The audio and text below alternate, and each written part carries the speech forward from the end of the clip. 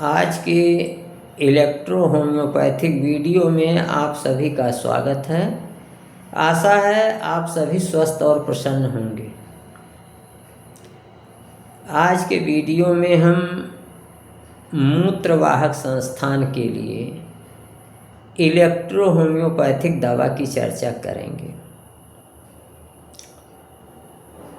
मूत्रवाहक संस्थान के लिए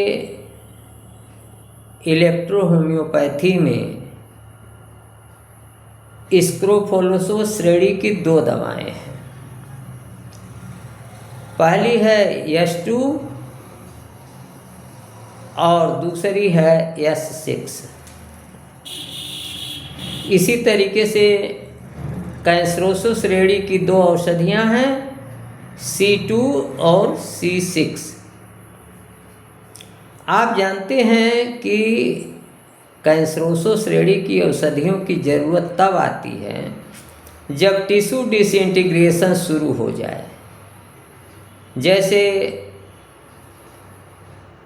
किडनी में जो है किसी प्रकार का डिसइंटीग्रेशन हो रहा है, किडनी खराब हो रही हो,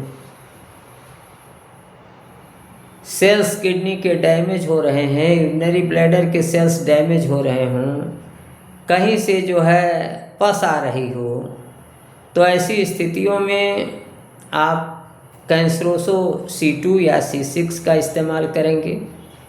और अगर बॉडी फिजियोलॉजी में ही गड़बड़ी है, स्ट्रक्चरल चेंजेज, संरचनात्मक परिवर्तन नहीं हुए हैं, तो वहाँ आप S2 और S6 का प्रयोग करेंगे।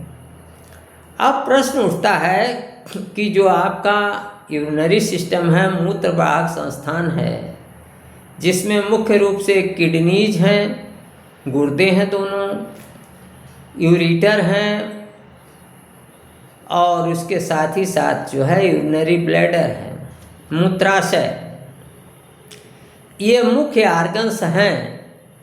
तो प्रश्न उठता है कि एक ही यूरिनरी सिस्टम के लिए, एक ही मूत्रवाहक संस्थान के लिए दो इलेक्ट्रो होम्योपैथिक दवाएं क्यों बनाई गई।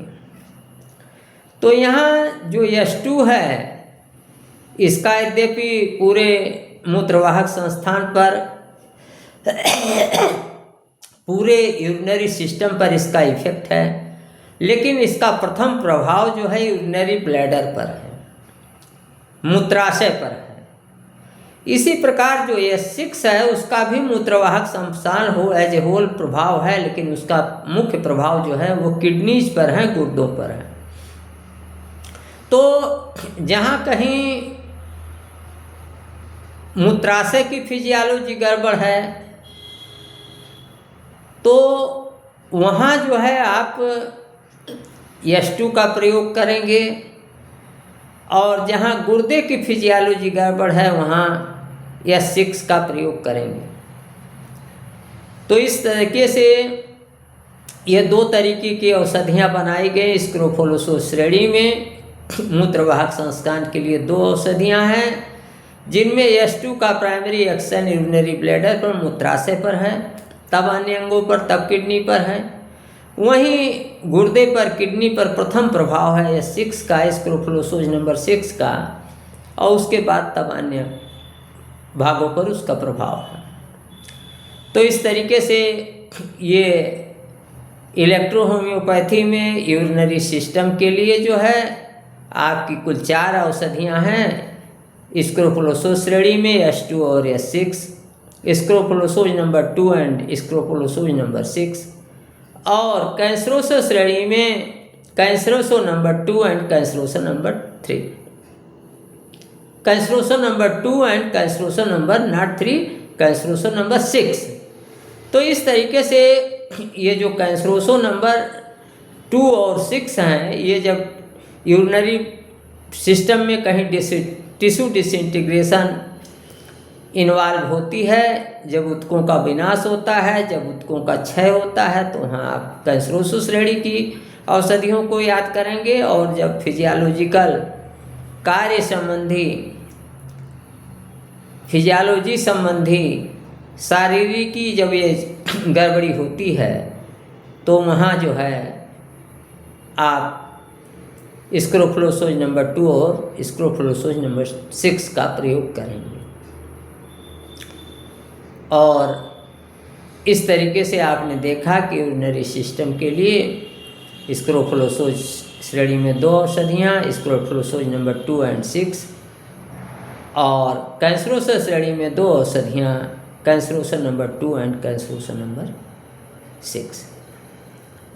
यहाँ ये भी बता देना आवश्यक है कि ये जो C2 है या S2 है, इसका प्रभाव जो है गाल ब्लैडर पर भी है, पित्ताशय पर भी है।